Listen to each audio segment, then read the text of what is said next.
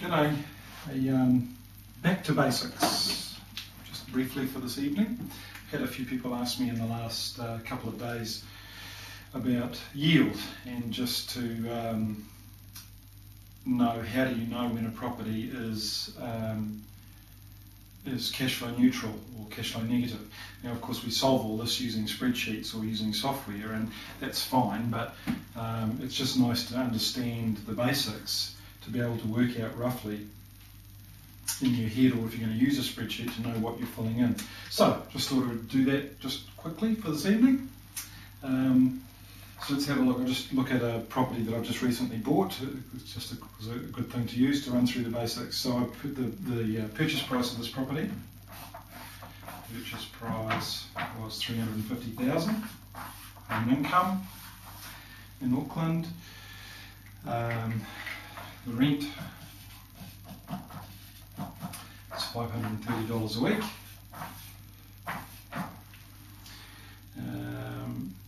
And the annual costs of the thing, when you're working out yield, there's gross yield and net yield. Gross yield is a meaningless rent divided by purchase price, meaningless number.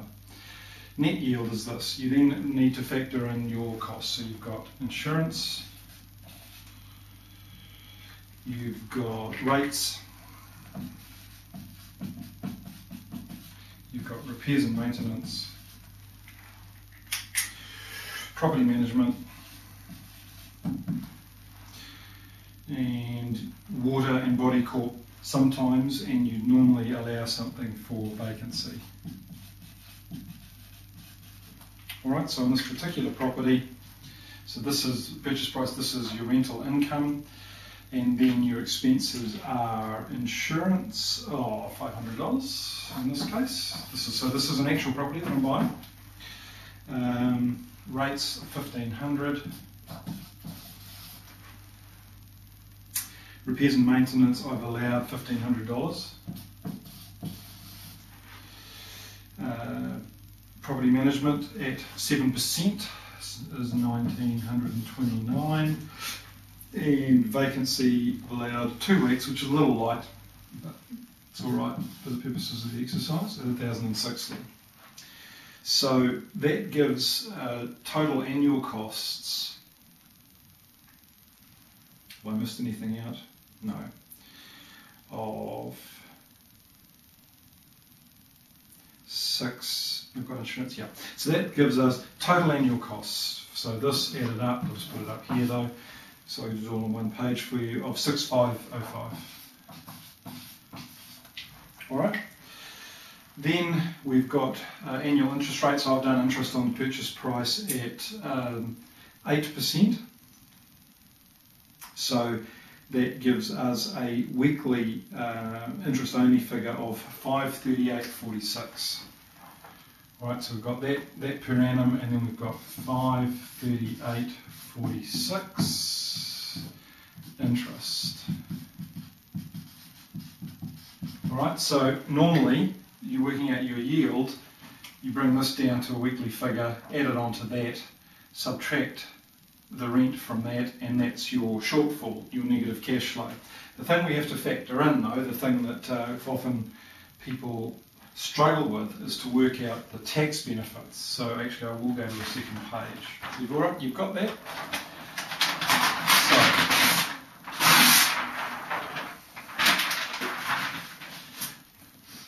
Alright, so what we have to do is get to work out the tax benefits. Now, the way they're worked out are this. You've got what we call straight line depreciation is one part of it. And what that is you take the improved value. So you look at a rates notice for the property, and it'll have the value of the land and the value of the improvements. So I've allowed for the building value in this one, because I'm not sure, the improved value to be $150,000. So the straight line, what's referred to as the straight line depreciation, is 3%. Right, that's just how you work out the depreciation. So 3% of 150,000 equals 4,500. So that is a paper loss.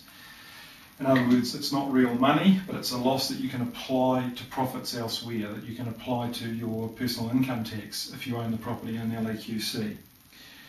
But wait, there's more. The other thing that you have is what's called chattel depreciation. So when you buy a rental property, you get a chattel valuation done, and they come up with all this calculated formula for different things in the property: carpets, kitchen, you name it, light fittings, with all varying rates of depreciation depending on how long they're likely to last.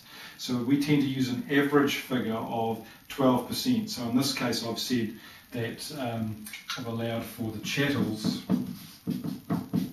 being $12,000, which will be a bit light on a home and income, and that is at 12%. Right, so what that equals is another $1,440. Okay, so $1,440 plus $4,500 is the depreciation. So the last calculation is your marginal tax rate. So if you're a wage or salary earner and you're earning more than $60,000 a year, your top tax rate is 39%. So what that means is that you will get you're able to apply this tax loss against your personal income tax. So your loss for tax purposes on this property, just make sure I'm not telling any lies, is you've got a cash flow shortage. Right? If you go to this page, you're paying $6,505 per annum plus $538.46 a week, and your total rental income is $530. All right, so that creates a cash shortfall, which is tax deductible effectively. All right, let's go to the last page. Hope you're keeping up with me. I'm trying to keep it simple.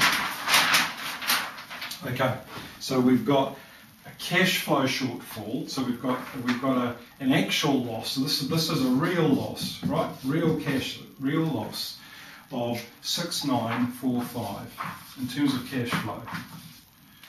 And then we've got our paper loss, our depreciation that we've just worked out off of here. I'll make sure you get this. All right, this is our paper loss, 3% of 150,000, and the chattels, which we've said for this property is 1,440. So that gives us a paper loss of 5,940.